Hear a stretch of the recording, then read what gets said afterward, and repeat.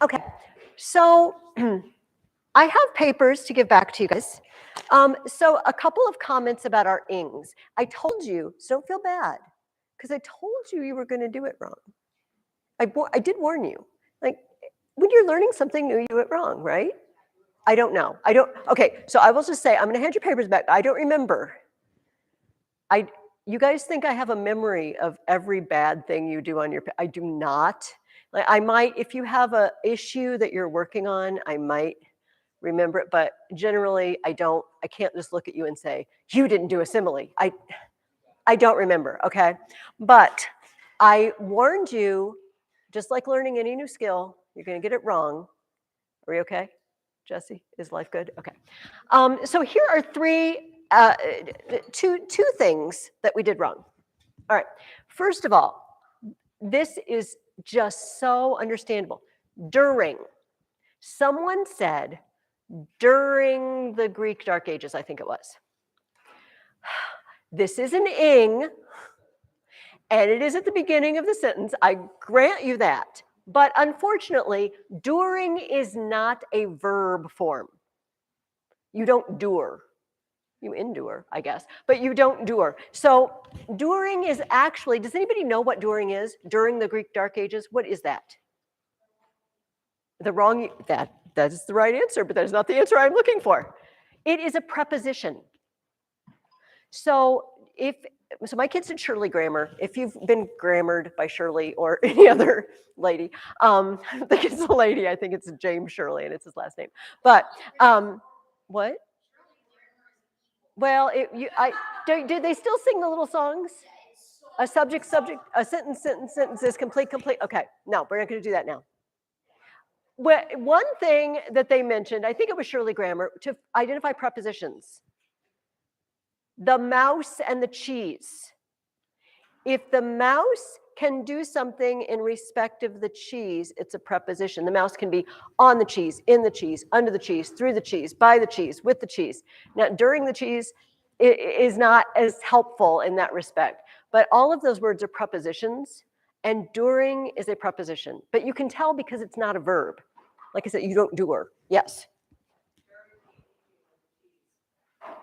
Well, see, that's during the aging. That's two prepositional phrase. Yes. During the aging of the cheese. But we want the mouse to be the subject of it. The mouse is, I guess the mouse exists during the aging of the cheese. Okay, that's actually not bad. So during does not work. Did they not give me is there a shelf on the back? That's okay. I was looking for an eraser, but you know what? I have clean. Oh, it's okay. I can grab a Kleenex. No, it's good. I wipe whiteboards with whatever is handy, sometimes my hand. Okay, so the other thing is I have two examples from two papers in this class. One of these is the correct use of an ing opener, the way we're using it, as a participle. And one of them is a gerund, it's being a noun. Which, Jesse, do you want to guess which one is right? Yes, can we hold on to that for just a minute? If I do more than one thing at a time, my brain explodes. Okay, doesn't really, but I forget what I'm doing. One of these tradings, number one or number two, which one do you think, let's take a vote. Who thinks that number one, in number one, trading is being an adjective, it's being a participle? Okay, who thinks in number two, trading is being an adjective? Okay, so let's examine number one. What's the verb in number one? What's the verb? Trading was what the Phoenicians were known for. What's the verb? Was. When I find the verb and I ask what was in the style of Shirley grammar, it will give me my subject. What was? What was? Trading is the subject. Trading is being a subject. That means it's being a noun, and that means it's being what we call a gerund. So this is unfortunately not the ing opener that we're looking for. Now, I know this is so picky because it is a verb and it is an ing and it's in the front and it seems very mean of me to hound you. But it makes it, it's different. Also, this makes a difference. You know, if you just wrote trading during the Greek Dark Ages and you didn't write the rest of the sentence, this would be a fragment now. It makes a difference in the formation of a complete sentence or a fragment. This is the one that is what we're going for because trading, who is trading? No, the Phoenicians. And this is done correctly because remember, we can't say trading during the Greek Dark Ages, everyone loved the Phoenicians. We can only say that if everyone is trading. But if we mean only the Phoenicians are trading, they need to be the subject. You will probably do this again. It's okay, and I will probably tell you you did it again. But I need to emphasize they're both grammatically correct. Neither of these sentences is wrong to write. It just isn't the sort of ing opener that we're going for. And this is a good way, this is a good grammar exercise to help you distinguish between the two kinds. Okay, with that, let me give your papers back, and then I will come back around and collect papers, okay? Yes, I do have papers to collect, okay. I think that you did too. Oh, and I've got your outline too. Thank you. Oh, that's not your outline. Okay, I have an outline with no home. Owen? Owen? Oh. Matthew. Okay. And okay, so I bet maybe this goes together. So I have a paper with no name and possibly the paper is yours. Nobody wants to claim this outline. Why would somebody give me an outline and no paper? So, oh, wonderful. I love it when things find a home. Okay, now I will come around and collect the paper that you wrote for me on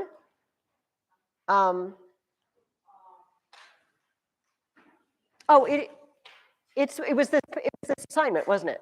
It wasn't due till today. So does anybody have that paper for me today? Okay. And then, so if you already did it, I guess you didn't have an assignment last week. If you gave me your paper last week, you didn't have an assignment. Okay, because we're going to start a new one today. Go ahead and get your reading questions out, please.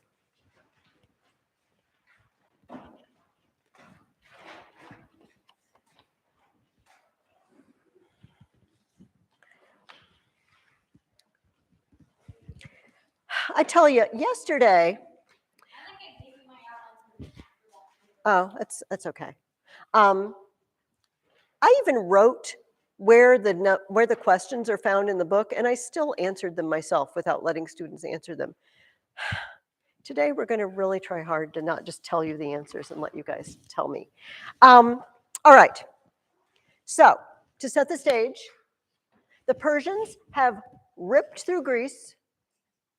They have burned Athens to the ground. Everything is gone. But not everything is gone because Dorothy Mills tells us, now the Athenians were free to return.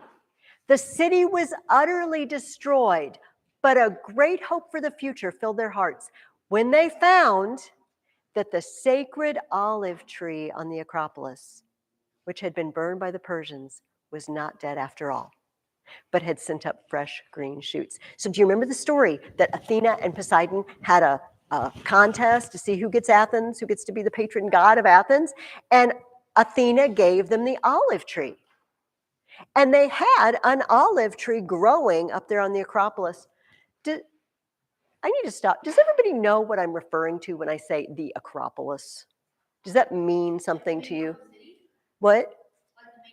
Yeah, it's tall. There's this big flat-topped hill that rises up in the middle of Athens. There's actually two huge hills in Athens, but this one's flat on the top, and they had temples built up there. So this is a good place to hole up if people are attacking you because it's hard to climb up the sides. And so it was up there where they put a lot of their temples. And we're going to read next week about some of the most famous temples that they ever built, that they're going to build up there. So it was up here that the olive tree was growing. And they thought, oh, everything's gone. They burned our olive tree. We're toast. We're done for.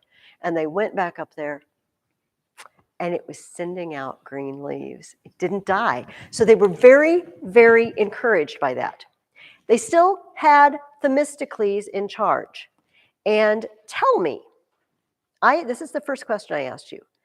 Themistocles was a fine leader, but do you see any character flaws in him? What do you think, Matthew? He is not afraid to cheat and lie. Not if it gets him what he needs to happen. We saw that a couple weeks ago, or last week, didn't we, when he sent messages to Xerxes. He sent messages to Xerxes twice. There's lying. Well, kind of half-truthing, all right? You know, the Greeks want to leave. I'm really on your side, so you better surround our fleet. The Greeks want to break down the bridge, so you can't get home, but I'm helping you. That's really not true.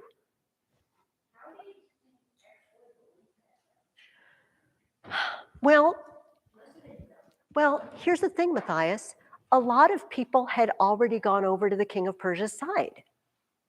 He had Hippias with him, the son of Pisistratus, that tyrant who hired the big lady, the beautiful lady, to be Athena and say, have Pisistratus as your leader. His son was over there. There was a trader that led them around the pass at Thermopylae. Later on, we're going to read about the Spartan general Pausanias. I mean, later on, we'll talk about it. You read about it this week. He went over to the other side. So, unfortunately, there was a precedent, right, that this could be true. So I don't know if he was stupid. Also, maybe he was just really hoping, because that would be very convenient. Yes, Jesse.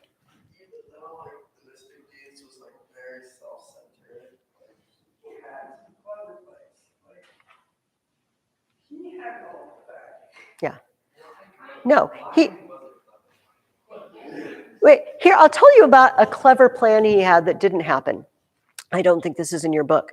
So our friend Aristides, the just, who was home from his ostracism, when they called him back, right after the war, Themistocles said, hey, Aristides, come here. I got an idea. He said, it's pretty low and mean, but if we do it, we will be the strongest ones in Greece. Well, actually, Themistocles told the people, I have an idea. And they said, tell Aristides, let him judge. So he said, Aristides, okay, here's the thing. All the other Greek cities have ships here right now, and we have a lot of ships. Let's go burn all their other ships. Let's burn all the other Greek ships, and then we're the only ones with ships, and we can do anything we want. So Aristides went to the people, and he said, okay, Themistocles told me his idea. Yes, it's a very clever idea, and it would make us strong and powerful, but it is low, mean, dirty, and rotten. He didn't tell them what the idea was, but the people said, oh, if Aristides thinks it's low, mean, dirty, and rotten, we shouldn't do it. But yeah, he wanted to burn everybody else's ships. So only he would, I know. Yeah, a couple of things that Dorothy Mills tells us. He was by nature a great lover of honors and glory, right? That's always dangerous. Do you know? Because does earthly honor ever last forever? So, that's a good point. Sometimes it does, doesn't it? But often people who are very famous or popular at one point, they don't stay that way, do they? They kind of, I'm thinking of celebrities now. They get out of fashion and they're not as popular anymore later. Yeah, okay. He did. I wonder how many we don't know about. That's the scary thing. After the battle at Salamis, the big sea battle here, it says numbers of Persian dead were washed ashore. And this is Plutarch writing his life. He perceived bracelets and necklaces of gold about them. Yet he passed on, only showing them to a friend that followed him, saying, "Take you these things, for you are not Themistocles. I'm kind of above stripping the bodies of the dead. You take the gold rings, for I am Themistocles." That's pretty hoity-toity.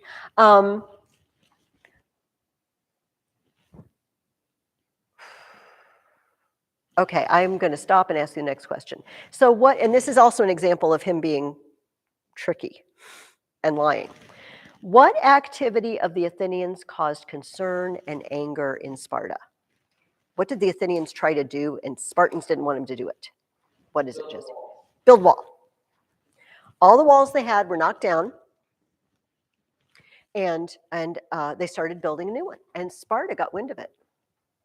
Sparta's thinking, I don't really like Athens being so big. Don't think I like that. So, we're going to send messengers to them and say, we don't really think you need a wall. I feel like we all should be sort of equal. All the cities in Greece should be equal. And if you build a wall, then what if an enemy comes and takes your city and they can use it as a fortress to attack the rest of us? And Athens, if you're afraid, if an enemy comes, you can always come stay with us for a while. You can just move in with us. So Themistocles says, okay, we're gonna send some messengers to you. I'm gonna come to you, Sparta, and a group of messengers are gonna come, and we're gonna have a conference about this. So Themistocles left for the conference by himself. But before he left, he said, you guys build that wall as fast as you can. You build, and you build day and night. Build it. Do not send the messengers to Sparta until it's done. So he goes to Sparta, and he waits day after day, and the Spartans say, where are your companions? I don't know. What could be keeping them? I have no idea why they're not coming. He so knew why they were not coming. They were building that wall. And then finally, they showed up. The Spartans were going to send messengers. They said, finally, we're just going to go to Athens and see what's going on. And before they could get very far, the Athenian messengers came and said, done. And then Themistocles just announced them, yeah, you know what? We have walls. We're keeping the walls, and don't tell us what to do. Wow. He did something else. He and Pericles, who was the leader that we read about at the end of this chapter, did something else when they were building the walls. This was very clever. So this is my bad drawing of the coast of Greece, all right? Right along there. And Athens is here, okay? Athens. And they're not on the sea. They're a couple, it's 2 or 3 miles down to their harbor. And this harbor is called the Piraeus. And so they were building a wall around Athens. But the problem with not living on the sea and having a wall all the way around you, well, you tell me, if an enemy comes and they attack you, what is the problem with having a wall all the way around you and you can't get out? It means you can't get out. And what do you need to get out for? Maybe. What do you need to get out for? Maybe. All right, ships. Food. Eventually, you're going to run out of food. You probably have water. You picked a really stupid place for a city if you don't have water in the city and you need, because you're going to die of thirst really fast. But you need to get your food into the city somehow. And so if you're surrounded, this is tough. Yes. That is a possibility, but very, very long and tiresome when it's several miles. It's like the channel. What Themistocles and Pericles decided to do, look at this, is build the walls all the way down to the harbor. Can you see that? I made it kind of small. They encircled the city and then built walls all the way down to the harbor. They had a very clever name for these walls. They're called the Long Walls. I'm not kidding, because they're walls and they're long. Very clever. So they could be blockaded, I suppose, by ships. These are enemy ships. They're not eyelashes. But if they can get ships in, then they can transport food back to the city, back and forth, also, and we're going to read about this, I don't know, in a couple weeks. If an enemy comes, and an enemy is going to come, it's just not going to be Persia. All the people who live on farms out here can go into the city, and the city part won't be so crowded because they can just camp in here. They can just live inside the long walls, set up a little shelter for themselves. You can fit a lot more people inside your walls because you have more walls. So this was also a really good idea that Themistocles and Pericles had when they were building things up.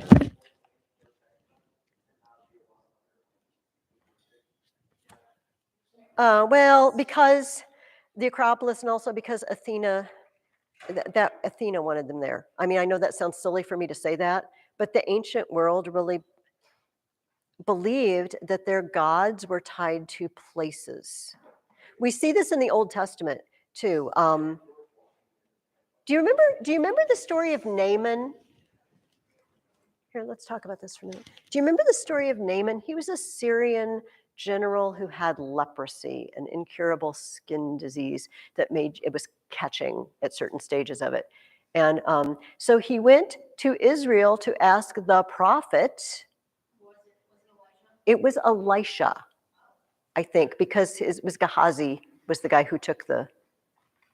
I always remember Elisha was with Elijah, but Gehazi was with Elisha, and Gehazi is the jerk who took the money from Naaman. Anyway, not so important. The important thing is that Naaman came to the prophet. You remember the story? The prophet, who I'm 98.7% sure is Elisha, said, "Go dip yourself 7 times in the Jordan River, and you will be clean." And he did, and he was cured. And he said, he went back to say thank you, and also, can I have a jar of dirt? We were talking about Pirates of the Caribbean. I want a jar of dirt.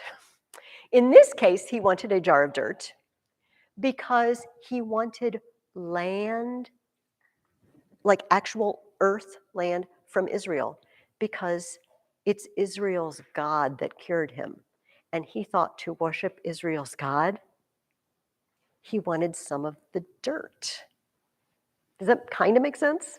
Because that God, it's the God of their land.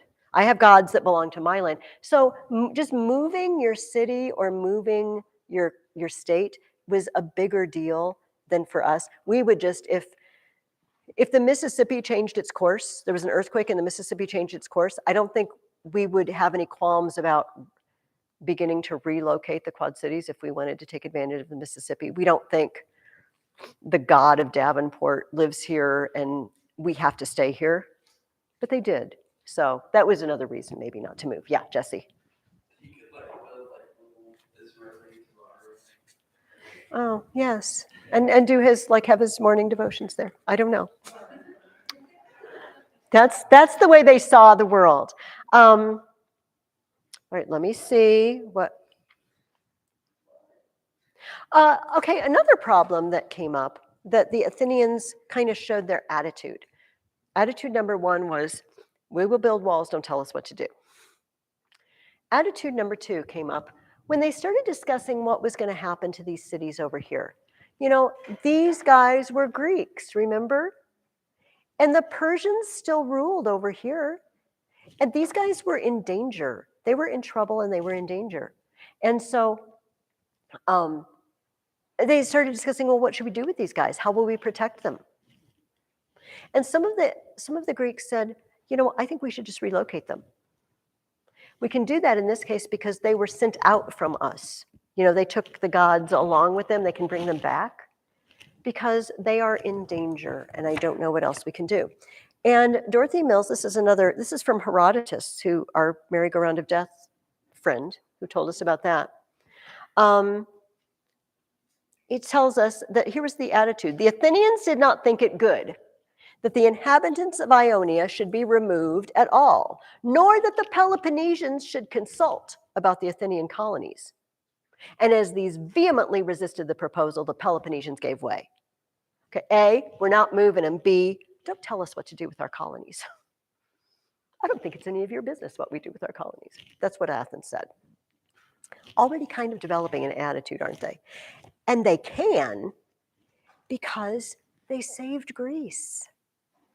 They had more ships than anyone else at Salamis. And it was the mastermind Themistocles who said, we need ships, evacuate the city. He saved so many lives, and Athens saved the rest of Greece. So they can get kind of high and mighty, about it. Yes, MK. You were talking about how he said, we built walls and don't tell us what to do. That's something that I would do. Maybe you're a budding Themistocles. Be careful, because it doesn't end well. just warning you about that. So Pausanias, I told you this story, I don't know, last week or before break, was a Spartan general, and they sent Pausanias up here around the area that we call the Hellespont to protect Greek cities there and to fight the Persians that are sort of lingering around the Greek cities. And Pausanias was the guy who refused to be abusive to the body of Mardonius, the Persian general, when they said, well, cut off his head and stick it on a pole. It's like, they did it to Leonidas. It's like, yeah, barbarians do that sort of thing. We're better than that. This is also the guy who went into the Persian general's tent, if you remember, and said, make a meal such as the Persians eat, on the gold dishes and, all fancy. Now make a meal such as the Spartans eat. And then he called everyone in and said, what a bunch of idiots. They live like this, and they attack people who live like this. Morons, right? That was Pausanias. But even though Pausanias seemed,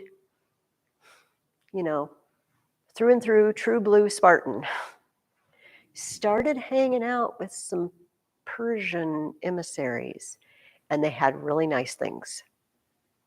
They had nice clothes. They had gold and silver. Remember, Sparta, no money even, like lead money. He liked it. He started sending messengers back and forth to the Persian king. And Dorothy Mills tells us that for some time, Pausanias had been sending messengers to Asia Minor. And this particular slave, one particular slave, noticed that none of these messengers ever returned. That's always a bad sign. When it was his turn to be sent, this slave, instead of bearing the message to the east, he took it to one of the Greek commanders, who opened it and found in it proofs of treachery and betrayal of Greece to the barbarian, with instructions to kill the slave who brought the message. This is another, see, Xerxes could really hope that Themistocles was honest, because Pausanias was pretty, firm in his beliefs in the, wonders of Sparta. He went over to the other side. He ended up, they killed him. They called him back. It was incontrovertible evidence that he was a traitor. And they killed him. Themistocles, meanwhile, it says, amongst other things, he was accused of taking bribes. He denied it. Yet when he left Athens, he possessed a strangely large fortune. Where did he get that money? The sources of which were never explained. Themistocles had a very biting tongue, and when his enemies attacked him, he would remind them, much oftener than was necessary, of the great services he had performed for Greece and for Athens in particular. And this arrogant boasting made him hated by many people who might otherwise have been his friends. Have you ever had a sibling or a friend who did something particularly helpful or good, and then they just won't ever let you forget? I took out the trash. It wasn't my day. Just remember when I took out the trash and it wasn't my day? I did the dishes that day. It's nice to do something nice, but no one wants to hear you say over and over the nice thing you did, endlessly. There's a famous Roman, we'll talk about him a little bit next semester, Cicero.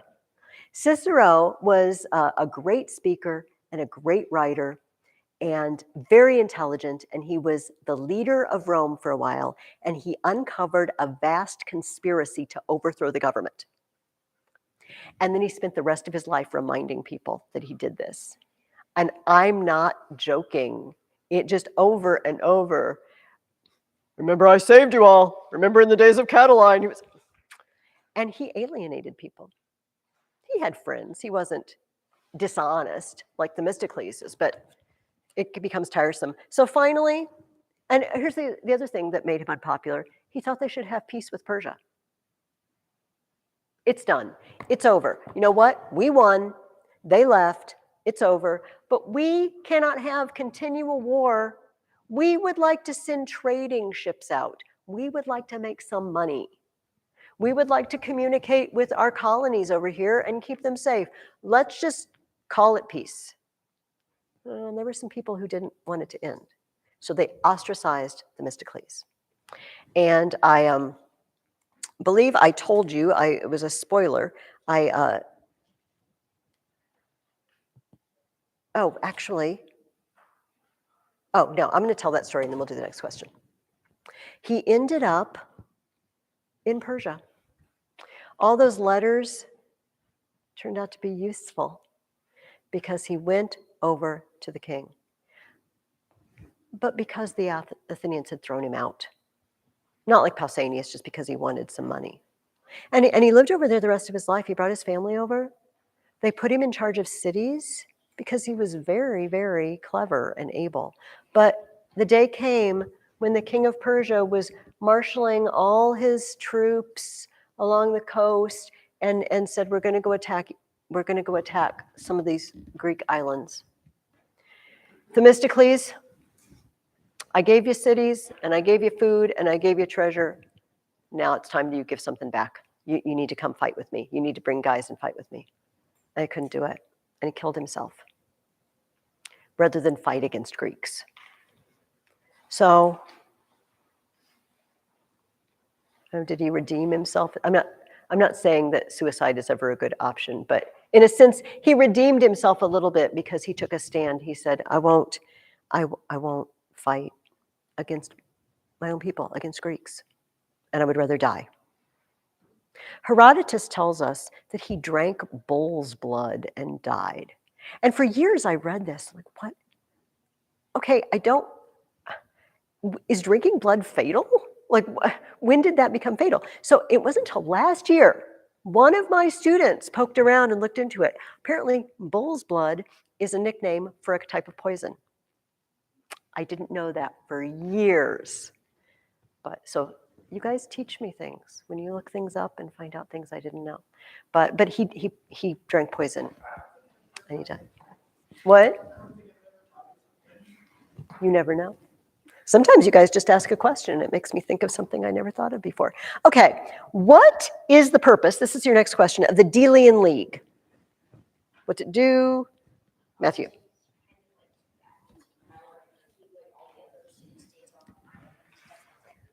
Yes. The first, does anybody want to add to what Matthew said? Yes.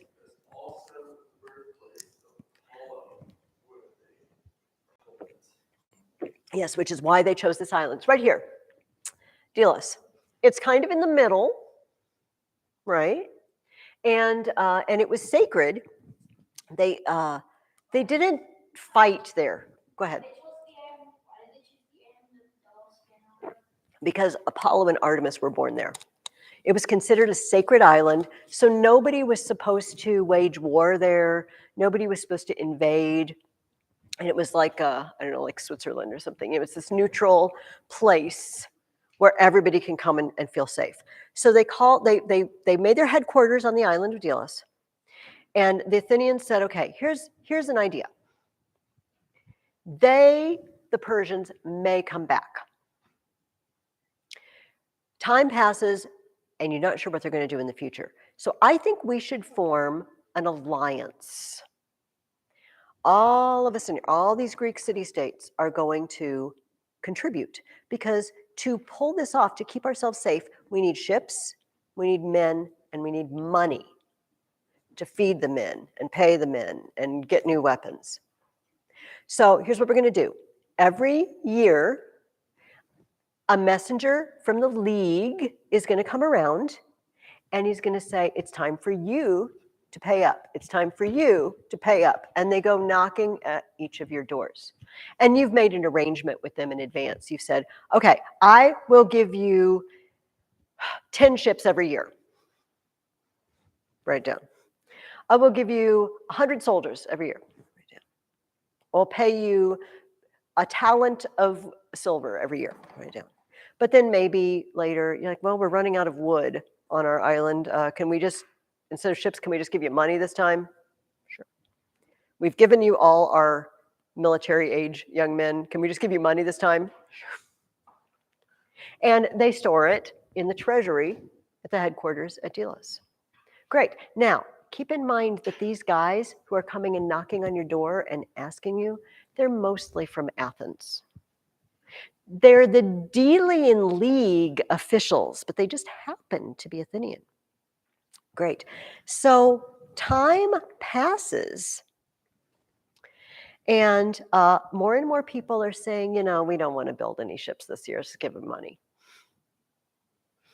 Time passes, and the Athenians see that there's a lot of money in the treasury. It's really a lot of money.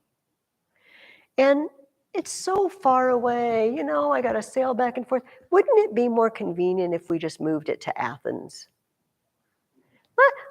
Let's just move the headquarters to Athens. Let's move all the money to Athens. It's like if we were the Skole Club and we all contributed to an end of year party and Matthias says, I'll keep all the money in my dresser drawer for you.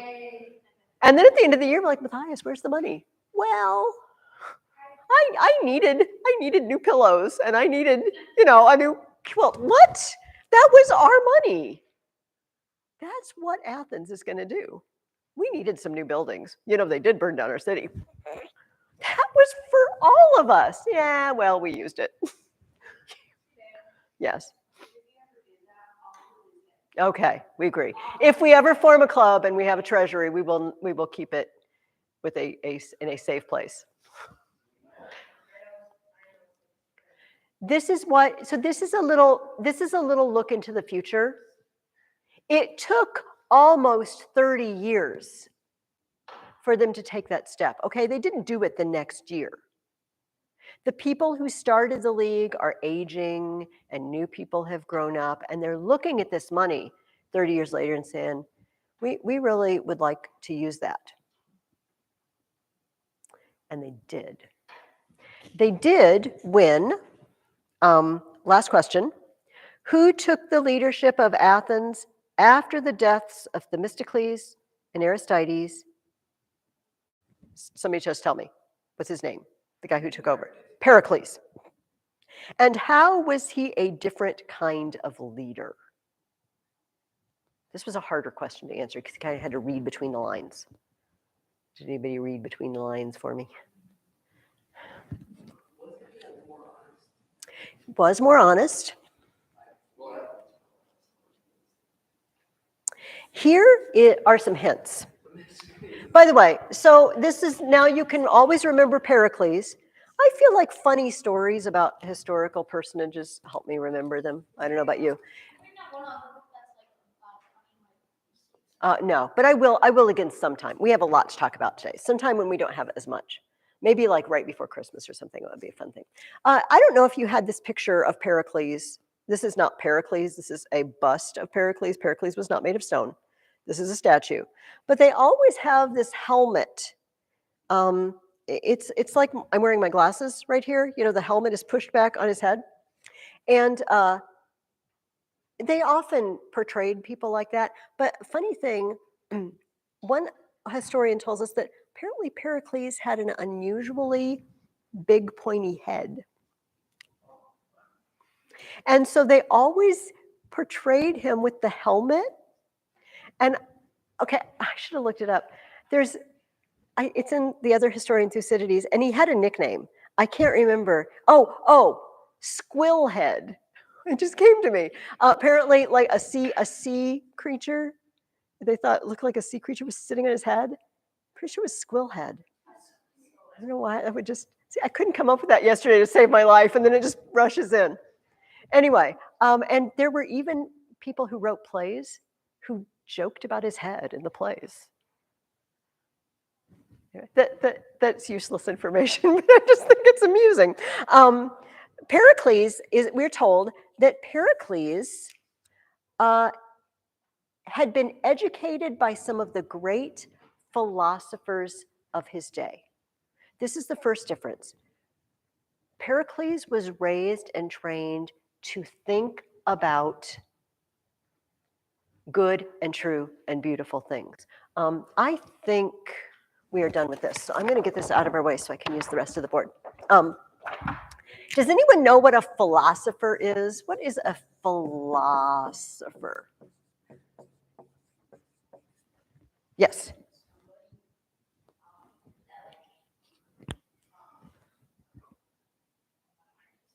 That's okay. Happens to me all the time. Yeah, Matthias. That is true, but I am fishing for more than that. Yes, Jesse. Okay. Questioning is a part of it, definitely. Here's the key. This is made up of two Greek words. It's just two Greek words. The philo part means love. And Sophia means wisdom. Oh, yes. We'll probably talk about this every year. So like Philadelphia, Adelphos means brother. It means city of brotherly love, Philadelphia. So Philosophia is a lover of wisdom. And it wasn't, though, just the kind of wisdom that we think about, what is the meaning of life? What is God? It's also includes what we would call the natural sciences. So biology, physics, all of those things were included for them as philosophers. They would call them natural philosophers. One Greek philosopher even got the idea that everything was made up of moving atoms. I am not kidding. Yeah, not everybody. Yeah, this table is so not moving. But the atoms were in motion and vibrate. Yeah, 2,500 years ago, someone had this idea. And now we think that is really the way matter works. So Pericles had been trained by philosophers. Unfortunately, I can't remember, it's Athenagoras or Anaxagoras, doesn't really matter, was his main tutor. And Pericles got busy with politics, and running a city. And his old philosopher tutor got sick and old and was starving. And somebody told him, Pericles, he needs your help. So he went and he says, Master, why didn't you tell me? Like, yeah, well, you feed your mule, you feed your donkey, and the donkey doesn't come tell you it needs food. You didn't think I had to tell you I needed food. Thought you would just take care of me because I was your teacher. No, so I feel like I'm insinuating you shall take care of me when I'm old now, because it's not really what I'm insinuating at all. But so he started out, presumably, as a lover of wisdom. And, we could say Themistocles was wise to lie and cheat and take bribes. But in general, I don't think the Greeks would have agreed with that doing wicked things will come back to bite you. It doesn't make you the kind of person you should be. So that's one thing about him. And then it says, under the leadership of Pericles, Athens rose to be a great state. The age of Pericles was a short one, lasting only for about 50 years. In the last part of the 5th century BC, which is the 400s. But it was a period which was great, not only in material prosperity, but in every form of intellectual and artistic beauty. He loved beauty, beautiful things, not just even like sculptures and buildings, but beauty of soul, beauty in words. And he famously, one historian records a speech that he gave where he praised Athens. We are the greatest city on earth. And I'll wrap up with this. By the laws Pericles made, it became possible for every freeborn Athenian citizen, no matter how poor he was, to take an active part in the government of the state, thus completing the work of the earlier lawgivers and making Athens a democracy, a state ruled by the many. Pericles. We're going to hear more about Pericles in the next reading, but we're going to take I think we're going to probably hear more about him. We're going to take a break from wars and politics and take a look at some of these beautiful buildings that Pericles had built in Athens. Now, we are going to skip some chapters now, okay? We are going to skip chapters 11, 12, 13, and 14. Here's why. 11, 12, and 13, which, if you are a fast reader or you are just interested, I highly recommend it. But you'd have ended up reading like 60 pages in the Dorothy Mills book, and I wanted to go through it in the semester. They are a day in the life in Athens, a man in Athens, a young person in Athens. And it's that sort of thing. It follows you around through the day. And I just thought this could be at your own discretion if you want to read that. However, chapter 14 is about something that's pretty important. And I want to talk to you about it instead of having you read the chapter, okay? And it is drama, Greek drama, plays. Has everyone in here been to a play? Like an actual play on stage where it's live and in person? Okay, so my daughter was involved for years with Davenport Junior Theater, and which they do, what, no? You don't like Davenport Junior Theater? I don't. Oh, well, okay. Well, I feel like that says something, no offense, it says something more about you than about the quality of the play, I feel like. We have Broadway in New York. We have plays that come up. We're used to people performing plays. Some of them are musicals. Some of them are dramas. I guess a drama can be a musical. But they're usually not, are they? Because people, when they're really bummed, just don't break out into song. Is there a drama that's a musical? Les Mis, okay. Those people aren't very happy. No, and they do break out into song. This is true. Okay, thank you. But once upon a time, this idea didn't exist. The idea that, hey, what if some people just were out there, doing something and we all watched them? What are they going to do? Here's how it started. Back before the Persians attacked, probably 20, 30 years, as far as we know, before the Persians attacked, the Greeks were in the habit of having a yearly festival for the god Dionysus, who is the god of what? Wine. Parties and wine. He's very tipsy all the time.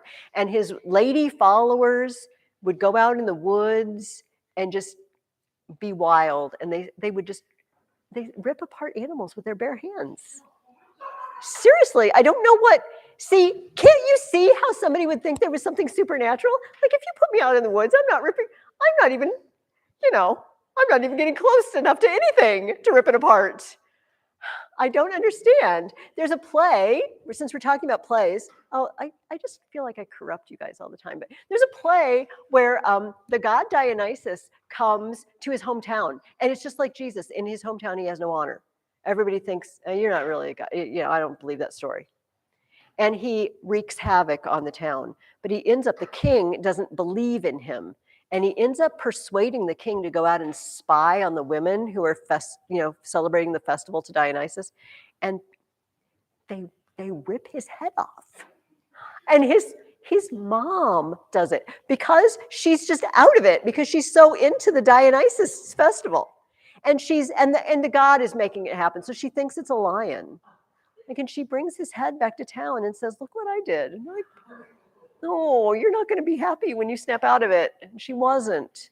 This was punishment of Dionysus, but apparently super strength. I don't know. Weird. Okay, so they would have a festival, and the women would go out and, I don't know, rip things out. And but they would also have sacrifices for the god. They would sacrifice goats, all right? And eventually they got the idea, okay, so this is the altar, we're sacrificing the goat. And then a group of people would stand around the altar and they would chant or sing songs in honor of the god. All right, do you know what? I mean, we're kind of laughing, and I'm not trying to be sacrilegious here at all, but it's like a church service. You go and we're worshiping God, but we all stand around and we sing. And that's what they did. It was a church service. They stood around and they sang. Yes. I don't know about throwing wine, although it would be appropriate. And so tragus is goat in Greek. So tragoidia, I think it has an E in it somewhere, but I don't remember where. Tragoidia, this is a song, goat song. This is the word tragedy. Tragedy is a goat song. Tragoidia. I know. I've Pericles' squill head. I know. It's my mission in life to. So it started out, a tragedy was the people standing around the goat altar in honor of Dionysus, okay? So then we get a guy with a bright idea. He's like, you know what? I got a brilliant idea. They're all singing. What if one of them steps forward and gives a little speech? That'd be awesome. And then he goes back and he joins the chorus and the chorus sing. And then maybe he gives another little speech. Like, I like it. Let's do it. So they did it. Then someone else gets an idea. What if two people stepped out and then they could talk to each other? And then the chorus would sing in between. The people, and that's basically what Greek tragedy was. Eventually they had 3 people. 3 speakers. It was a revolution, when they got 3 speakers. But eventually they had 3 people, but started out with 2. And a Greek play is just a little bit odd to watch or read because there are little bits where people come and they talk to each other. That's the plot of the play. And then they stop. And then the chorus sings or chants a commentary on it. They tell you, say it's a play about Agamemnon coming home, which you read about this week, and his wife killing him in the tub. And then, so it happens, you know what I mean? It's out there, the action happens. And then the chorus says, oh, it was a bad day when Agamemnon killed his daughter and his wife spent 10 years thinking he was a jerk. Those are not the actual words to the song. Okay, I made that up. So those songs that the chorus sings are the odes. And the part that comes between the songs, epi means in between, are the episodes. Oh, yes. So when we call TV shows, I saw this episode, it's the little bit that comes in between the commercials for us instead of the chorus singing. Yes, Matthias.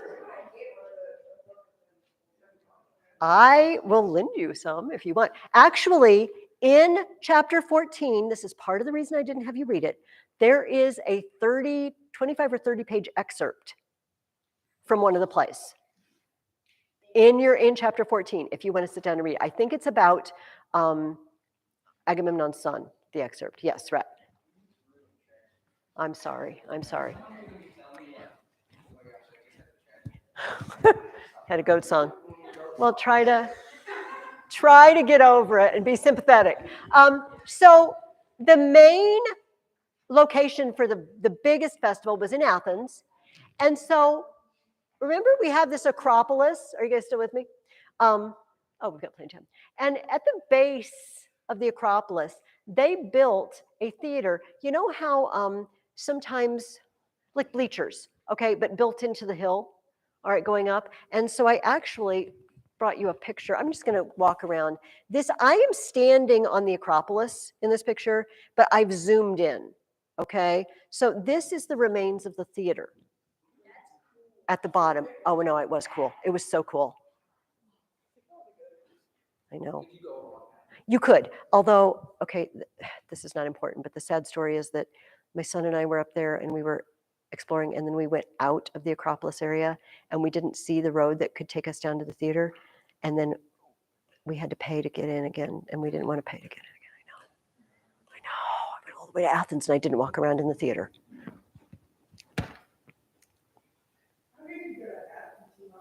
I know. Well, I walked around the Acropolis. Also, we'd been walking all day and I was a little tired. So the theater itself, okay, I don't draw in perspective. So, okay, this is us looking straight down. We're hovering above. There's a semicircular, and you saw this, the semicircular area, right? And then behind it, you have a stage, and then coming up from the stage, you have a background, okay? You got the idea? So the background is called a skene. Scenery. And it wasn't fancy. They would just have basically a wall with some sort of door in it so that the characters in the play could go back behind and then come back out when it was their turn. And often people would do more than one part. They could do more than one part because they did not use makeup, they wore masks. So if you are a particularly mean, nasty character, you wear a mean, nasty looking mask. And if you're very friendly or funny, you wear a smiling mask. When you go to the boring, I can't believe that, junior theater, have you ever noticed that places like that sometimes have a symbol? I can't do it very well. They have two masks. Yeah, and one's like happy and one's angry. Okay. That is because the origins of plays involved wearing masks. So if I wanted to play another character, I didn't need to, change my wig and hair and makeup. I just ran backstage and grabbed a different mask. It was very easy. Yeah, Rhett. I know, but Rhett had his arm up too. I'm sorry. Is it, well, Jesse. Sorry. See, he's wearing that camo hat and I couldn't tell who he was. Okay, go ahead. Okay, I'm sorry. Jesse. Yes.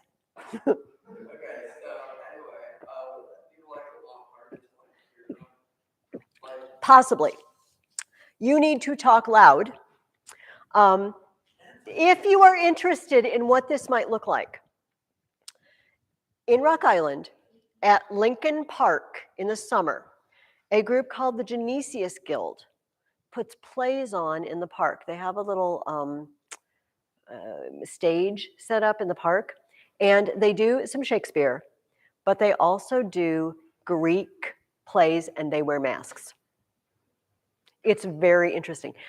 Usually they tell you what the plays are going to be in the spring.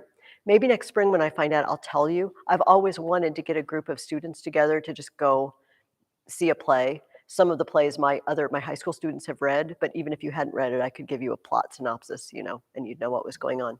It's very interesting to be there outdoors and the sun's going down and these people come out in their masks and they just talk really loud. Okay, Matthew gets to go next.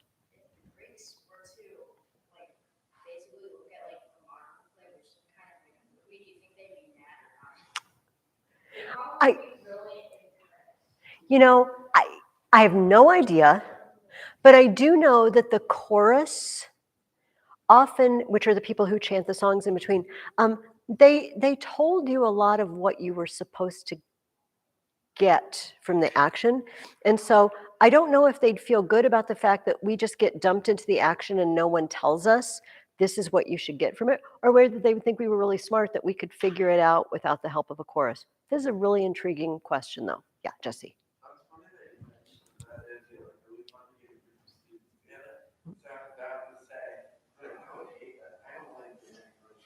And right when you were saying, yeah, it would be yeah, I will not kidnap anyone and forcibly take them there for many reasons. Okay, so let me give you, hey guys, I'm looking at my time. Okay, we're okay. Let me tell you the rest of the cool stuff about this scenery. So this is the place where the chorus dances around. They dance, not like ballet dancing, but they'll just process, and they'll go through motions together in unison and chant their songs. And the word for dance in Greek is orchiamai. This is the orchestra. It's the place where you dance. Literally. Have I ruined that for you now too? Often when you go to a stage play, the orchestra, there's a pit down in front of the stage. If you go to a musical that's live and the music is being performed live at the moment, the orchestra, but that's where the chorus would dance. One last thing. When certain things happen, sometimes because they are really violent, often because they're very, very hard to stage, but usually the violent things are hard to stage, it's not very believable. Like killing somebody on stage, it just doesn't look very real. Do you know what I mean? In Shakespeare times, they actually had bags of pig's blood, and they would and then they would bleed all over the floor, which is, I don't even know how to do that. But for the Greeks, when things, what? I don't know. Usually like an internal organ of an animal. I don't know if you can look up what they look like now, but we don't have any of the masks that they used. So we don't really know what they look like. No, because they're just made of wood or something very perishable. You know what I mean? How do we know they use this? Because writers wrote about it. Okay, so one last thing about violent things. There were certain things that would just happen behind the stage. For example, Clytemnestra kills Agamemnon. They just go, she takes him into the house, and you hear, oh, help, no, whatever. And then the doors open, and they had a rolling cart, just like a rolling flat stage.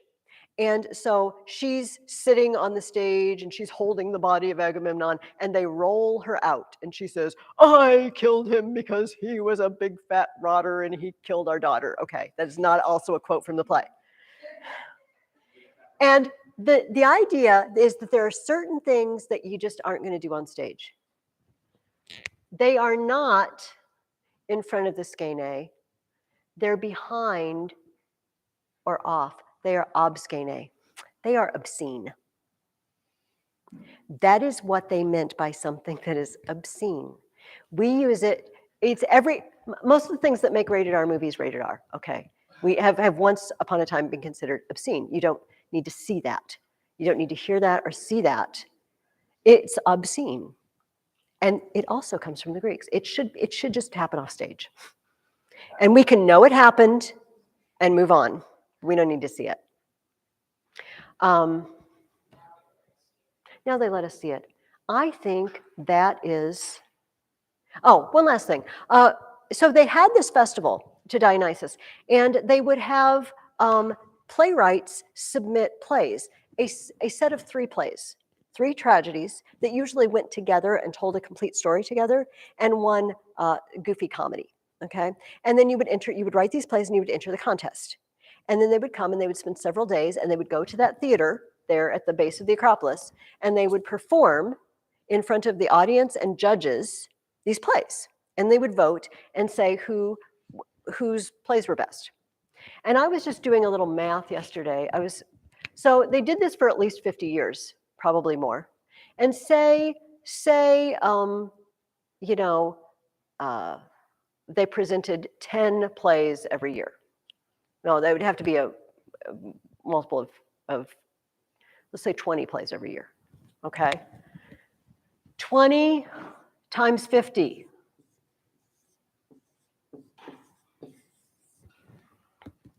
Easy, potentially 1,000 Greek plays. We have about 33 of them. I know. The rest of them are gone. They're destroyed in time, fires in libraries where they had been collected. Some of them we only know a few lines from because, say, Aristotle will be writing, he wrote a book called The Poetics about drama. And he'd say, just like Sophocles says in his play, and he'll write a few lines. We don't have the play anymore. All we have are those few lines. So we know he wrote this play called this, and this was part of it. That's all we know. You can easily read all the Greek plays. I did it one summer. Like, I'm going to read all the Greek plays extant. And I did. It's easy. They're not that long. And we only have 30 some of them, which is really, really sad. But I don't know, because you know what, Rhett, they find new things all the time. Yes. Oh, how long would it take to perform them? Gee, the only thing I could say was what it takes for Genesius Guild, and they would be, maybe an hour to an hour and a half, but they edit them at Genesius Guild. And sometimes they update, if they're talking a lot of political things in Athens, they kind of update it. So that's a really good question. I don't know. And I've tried to find video versions, and I can't. The libraries don't, I'm sure if I searched Amazon, I could find one, but I've kind of wanted to find one at a library, like the Shakespeare plays that I get. I can't find, I don't know. So that is where all our plays and movies, all of that sort of entertainment comes from the Greeks. So if you are interested in what one of these plays might have looked like in writing, go to chapter 14 this week and just take a look at it. You don't have to read it. You can read part of it just to get a sense of it. They're sometimes hard to follow because the chorus is not very concrete. They're very symbolic and abstract and poetic. Okay, so for next week, I want you to read chapter 15, okay, which is the next page in your reading guide anyway. So if you forgot it was chapter 15, it's in there for you. Next, let's talk about our papers, okay? I did not look ahead, but I think this is the last one of these kinds of papers we're doing. We might do another one after New Year's. Why does it say, we 12 to 13, oh wait, why does it say chapter 19, parts 1 through 3, and chapter 18, parts 1 and 2? Probably either I messed up, or I wanted you to read certain information before you read the other information, which I think I remember because it's talking about the Socrates and Aristotle and the Greek philosophers. And I just wanted it to come in a different order for my purposes. But if I messed up, we'll make it right. You have been writing papers that work like this. I give you a source, right? Some sort of source paper. I'm just going to get this out of my way. And you make an outline.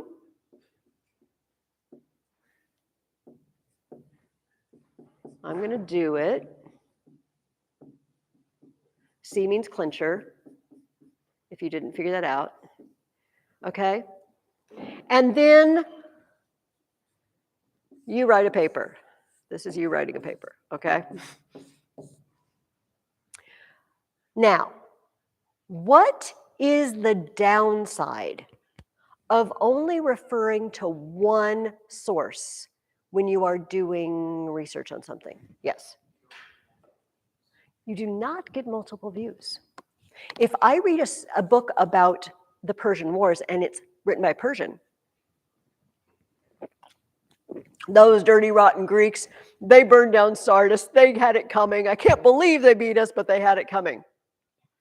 If I read one written by a Greek, oh, that Persian king, he's rotten. They're all a bunch of sissies over there anyway. They dress up in their silks and satins and they don't know they're not real men. I'm going to get a very different story. Now, if it's something more like dogs, maybe you're not going to have as many viewpoints, but you might, a book written by a dog hater, I would think would highlight, they shed, they poo on your floor, they get you up in the night, they whine, they dig through the trash. And then the dog lover, oh, they're the best companions in the world. It's man's best friend, and they will stick with you. Yeah. They're going to tell you different things. So when we have more than one source, it gives us a well-rounded view. But when we do that, we need to take our information slightly differently, okay? You are going to write another paper for me. We are going to have two sources. And here's what you're going to do. No, I'm giving them to you. Because I've tried having people pick and then you don't have the right book at home and it turns out to be a problem. So I'm going to give you two sources. You are going to have source one. And you are going to do, let's take away the writing the paper part. We're also going to take away the clinchers. You're going to do exactly what we've been doing. Look at source one, pick topics, and write down what's interesting and important. We're going to brainstorm topics here in a minute, so don't worry. I'll tell you what it is. I will tell you why in a minute. Hold on to that thought. Then you're going to have another source, source two. And you're going to do the same thing. Okay, I'm just going to do my points here because I don't want to write all the numbers, okay? So you're going to take a source, you're going to get out a piece of paper, and you're going to make an outline. You're going to take another source, you're going to get out a piece of paper. You could do it on, I wouldn't do it on the back. You could do it on the same piece of paper if you have room, and you're going to do another outline. Then you're going to take your two outlines and you're going to make a third outline. And this one is going to have clinchers because this one is the one you're going to write from. Now, I'm going to walk you, I'm going to actually walk you through this whole thing again. This is called a fused outline. Okay, now, you are going to write about Greek temples because you're about to read a whole chapter about rebuilding Athens and building temples. What are some things you might write about? Please get out a piece of paper and write these down. These will help you. It can be the back, just can be a blank piece of paper in your reading guide, I don't care. If I said, write a paper about Greek temples, and I want you to have 3 paragraphs, so you can have 3 topics. What's something you could write about? Tell me a topic that has to do with Greek temples. Structure. What do you mean by that? Like, what do they look like? Floor plan?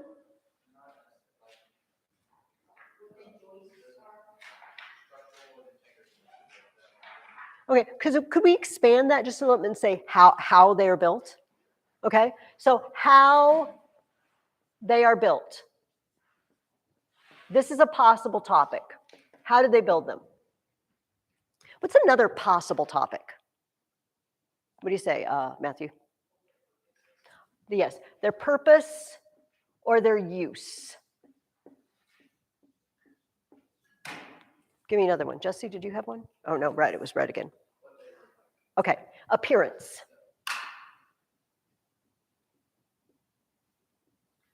Give me another one.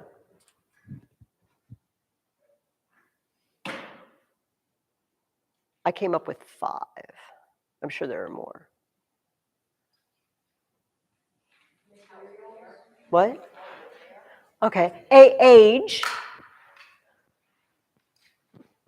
Or we could say when were they built? When built. Here's, just to save us time, I'll give you a couple of mines. Oh, no, go ahead, Dalton. Okay, how many, and what was the first thing you said? Okay, appearance would be what they look like, but how many? How many? I also thought styles. Were there different styles of temples? How were they decorated? Decorations. And I'm going to throw this one in. It's not necessarily to do with temples, but I just happen to be psychic, and I know that your sources are going to talk a lot about this. I am. I'm going to tell you exactly what to do this week, too, every day. Columns.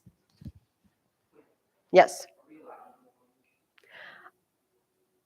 No. No, because I don't have time to give you all the instructions for writing it, and I want everyone to bring me their outlines next week. I want to see them. I'm not collecting them. I just want my eyes to look at them. All right. Here's what it's going to look like. I am now you. Well, if you're not writing the paper yet, there should not be a rough draft.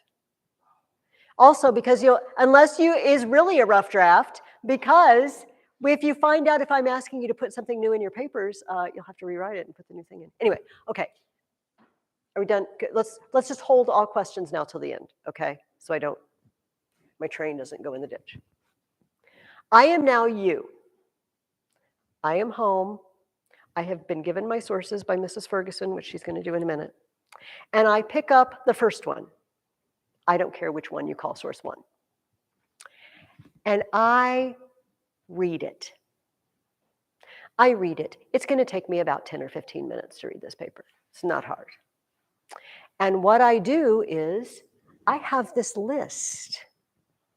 And every time my source tells me something about one of these, I put a little mark next to it. I just read each sentence. Oh, there's one of those. Oh, there's one of those. You see? And then maybe the same day. So this is Wednesday. Maybe do that Thursday. Say Friday, you pick up the second source. You read it. You do the same thing. Oh, talked about this 4 times. There's 2 more of those. And this one, oh my gosh. All right. Why do you think I'm doing that? Does anybody? So I know what to write about. So I know what to write about. So I have this. Oh, that was something. Okay. So I have this, and I just look and I say, okay, there's tons about columns. That's going to be 1. Okay, I'm not telling you to choose these. I don't know what your tally is going to come out like. I got a lot about appearance. That was not written very nicely at all. And styles. So now it's Friday or Monday. All right. And I pick up source number 1 again. And now I know what I've chosen. And I read it again. And I write down anything that's interesting or important about those topics. Does that make sense to everybody? This is exactly what you did for the Greeks and their neighbors. But then the next day, you're going to do it again. So maybe on Tuesday, Monday or Tuesday, depending on where you are in the week, I do the same thing, but I use the same topics. I don't pick new topics. I use the same topics. And I write down anything that's interesting or important. Hang on. And then now it's Tuesday afternoon, and I have 2 complete outlines. And I say, okay, I got just so much about columns. I got quite a bit of appearance, 1 thing about styles. I got, oh, this had lots of styles. This had, oh, I don't know, and this, okay. That's all the information I wrote down. Now I'm going to assess the information and say, what's the best of the best? What do I really like? Are there some things that can go together? I really liked this, this, and this point. I'm going to write those down because it's the same 3 topics. Those are my topics. And then I look over at this one. Oh, that was good. I want to say that too. And this one was good. And I use this process to sort of shuffle together my information and decide what order to put it in. Then I do the same thing with appearance. There wasn't very much in this source, but that's okay because this one gave me loads of information. I'm good. I like the first 4 of these and the last one of this. I write them down over here. Then I look at styles. I only had 1 thing. I'll use it. And I like 3 of those. After you've done this, you're done for this week. You're done. That means so some of you, can we write it? Can we? If you technically want to sit down for an hour and do this whole thing in 1 sitting, then you're done. But what I want to see from you next week is 3 outlines. I'm just going to come around the table and say, show me your 3 outlines. You're going to have 2 I'm trying to call it, what would you call them? Like your servant outlines, your in progress outlines. And then 1 fused outline. This is the one you're going to write from the next week. Yes, Jesse. Are you going to give us 2 sources? I am. So could you please just take one of these and pass it around?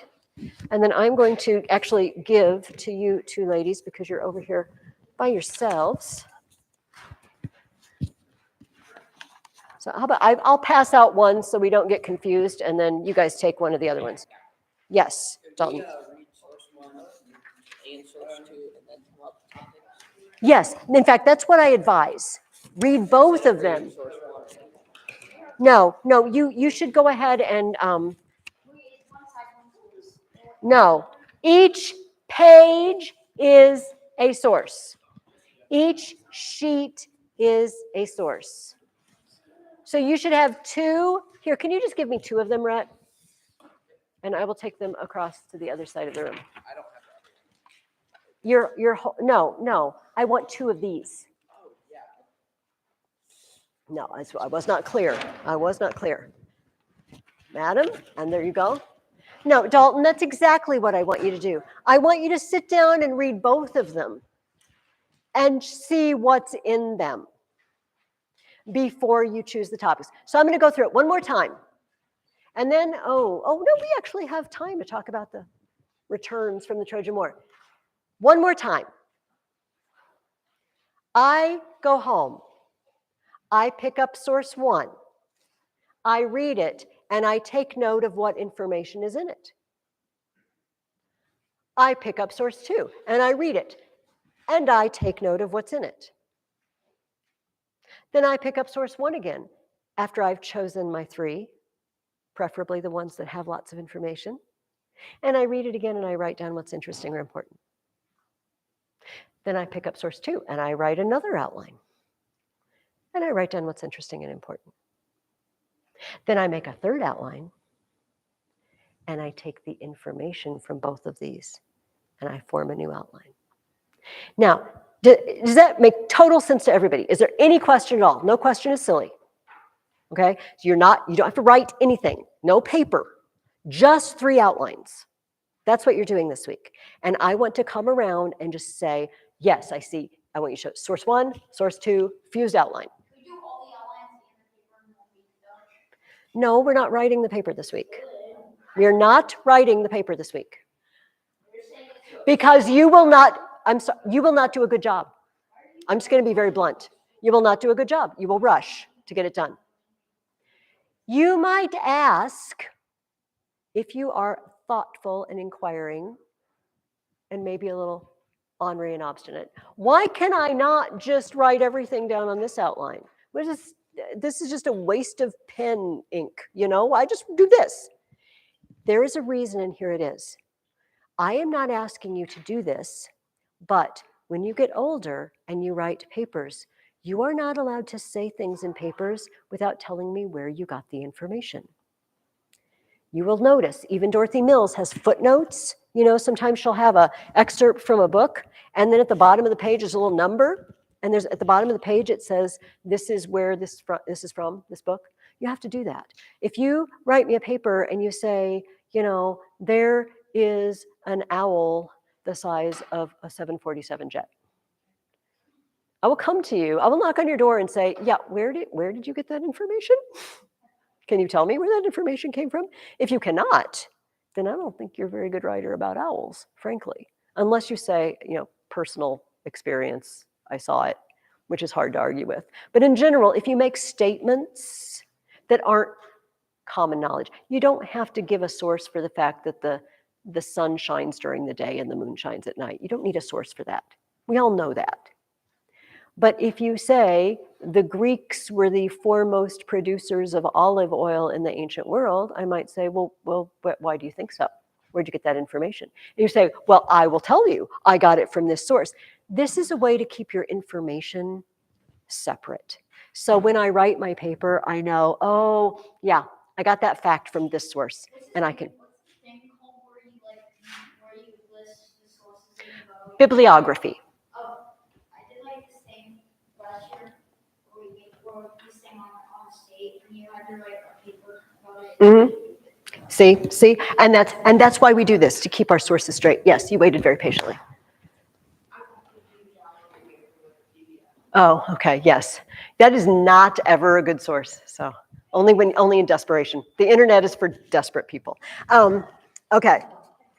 I'm sorry, that's a mean thing to say, but it's true. Somebody needs to say it. Okay, so that's all you need to do for writing this week.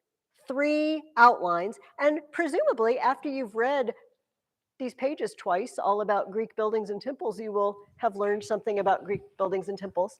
And read chapter 15. Before I get rambling about the Trojan War, or the aftermath of the Trojan War, I will also tell you what book we are starting next, okay? We are going to read The Cat of Bubastes. Have any of you read this book before? Oh, I'm sorry. Well, maybe, you know what? If a book is good, it is worth reading more than one time.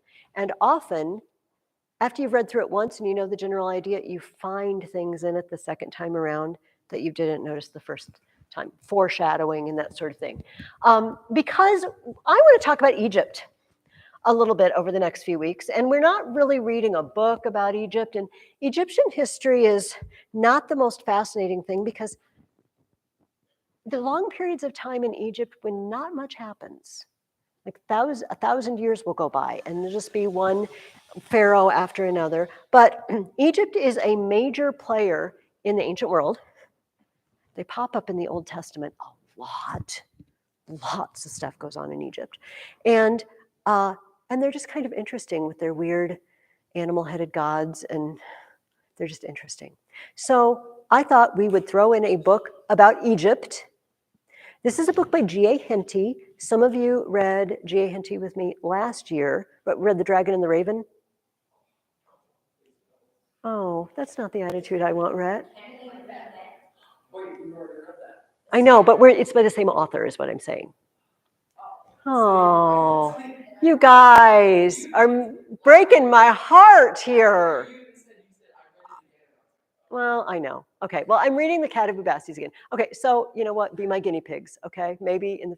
See, why is Henty? Why are we not loving Henty? Anyway, you're here. I'm making you read it, so you're reading it, and that's the way it is.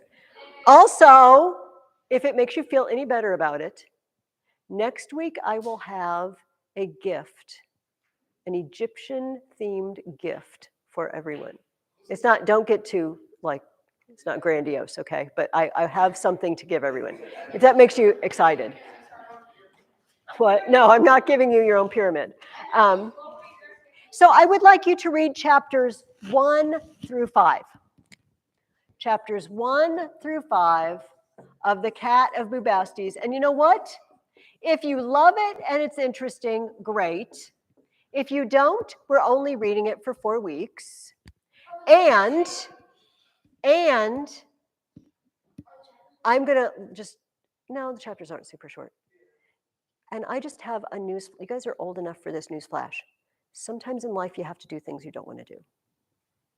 And when you learn to make yourself do it, I don't even care if you remember The Cat of Bubastes if all I do is to teach you to do something patiently without complaining that you didn't really want to do, all right? Like that's a victory too. Because the world is full of grown-ups who never learned this, and life is not good for them, generally. So that's, okay, I'm done being the mom, all right. But anyway, part of what we do here on Wednesdays, guys, is work hard. Because working hard is a good thing, and it trains you to do hard things. Okay. All right. Last part of the Trojan War is the story of what, keep wanting my Kleenex, what the Greeks called nostos is the singular and nostoi is the plural. It means the returns. The journeys home. And so have you ever, do you know what it means when someone is nostalgic? I'm feeling nostalgic. Have you heard this word? What does it mean? What? Okay. So I might pick up, so I have a doll. You guys get too much information about Mrs. Ferguson. I have a doll that I received when I was 2. I don't even really remember the lady that gave me the doll, although apparently her name was Paulette, and so the doll's name is Polly. And she has a crib, and makes me sound like a loon. She has a little crib in my room. She's Polly. She's very special. She's not in very good shape. But sometimes I look at Polly, and she's laying on a pillowcase that my mom embroidered with Casper the Friendly Ghost. And so I can become nostalgic. I remember, I look at Polly when she's being dusted or whatever, and I look, oh, I remember when I couldn't go to sleep unless I had Polly. And I remember when my mom did this pillowcase for me, and I started to become nostalgic. It means I'm sort of wistfully remembering the past. What? Old people's dolls? I'm not coming. I'm not bringing Polly. So nostalgia, this wistful remembering. You guys are getting a heavy dose of, because I love where words come from so much. So we use algia for other things, like neuralgia is a disease of the nerves. Algia means sickness. Nostalgia is homesickness. It's a return sickness. I want to go back. That's what nostalgia is. So anyway, I don't know if the Greek generals were feeling nostalgic, but after I'd been gone 10 years, I bet I would feel just a tad homesick. And so they headed home after the war, and I'll tell you what, it did not go well, did it? It did not go well for almost all of them. Ajax, we already read about, he died there, after he lost his mind and killed a bunch of sheep and killed himself. Agamemnon, we've already mentioned several times this morning, haven't we? His wife brooded for 10 years. Crazy thing, oh, are you kidding me? It's 10:07? Oh, the pain. So Agamemnon, I'm going to corrupt you further. Okay, Agamemnon and Menelaus are brothers, right? And their dad is named Atreus. And he had a brother named Thyestes. Do you know the story? And they actually had a grandpa named Pelops. And Pelops' dad was named Tantalus. Okay, so Tantalus, it just happened to know their family history. Tantalus, for some weird reason, decided to feed his son Pelops to the gods, like cook him. And they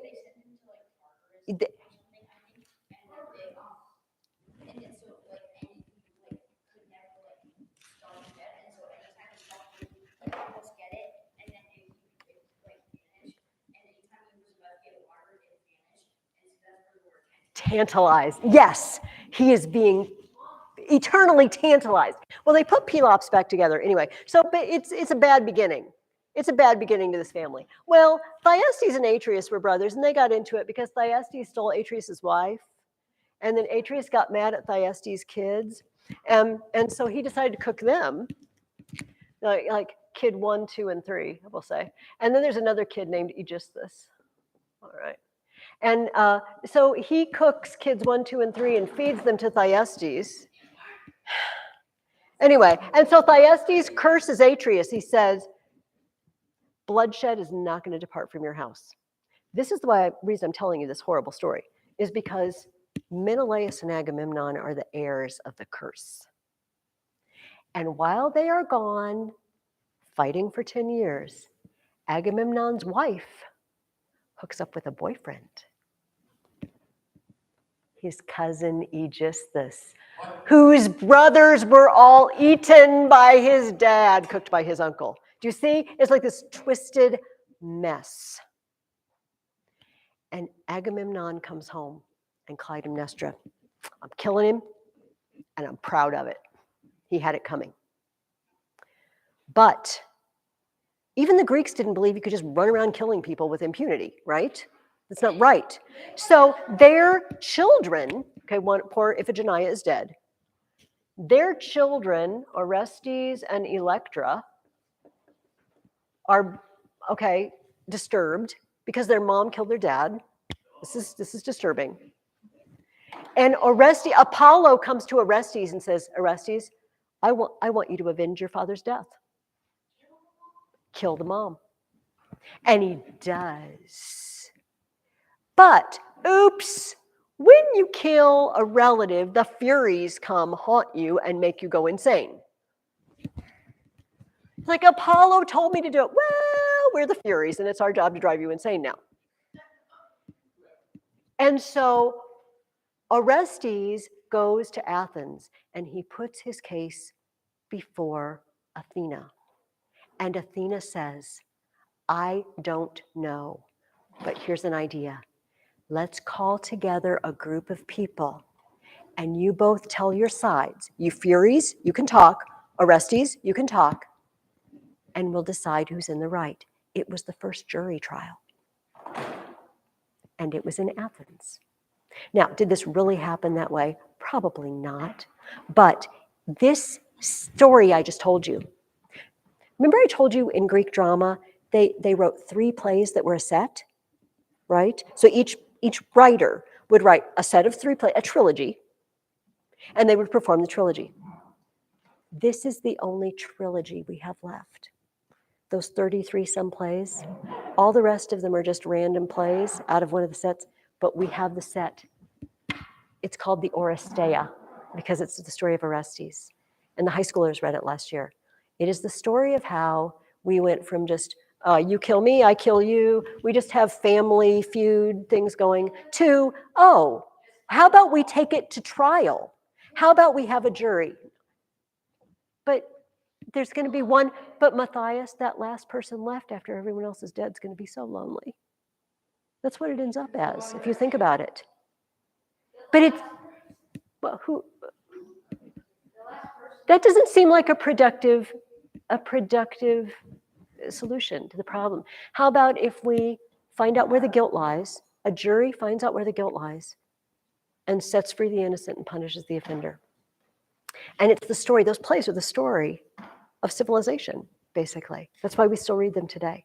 Anyway, that we only talked about that one, and we didn't talk about Menelaus getting blown to Egypt, and Odysseus. I can't believe I just left Odysseus out. Maybe remind me later, if we have just extra time, we can just shoot the breeze about Odysseus some other time.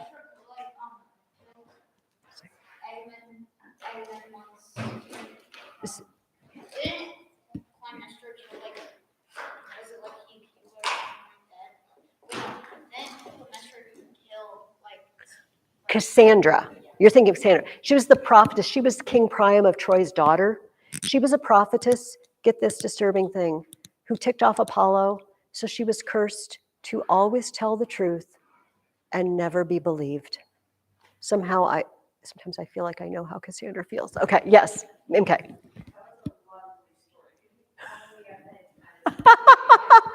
No, they're not good bedtime reading, are they? Okay, thank you for your patience, guys. Have a wonderful week. We will talk about Odysseus some future time. See you next Wednesday.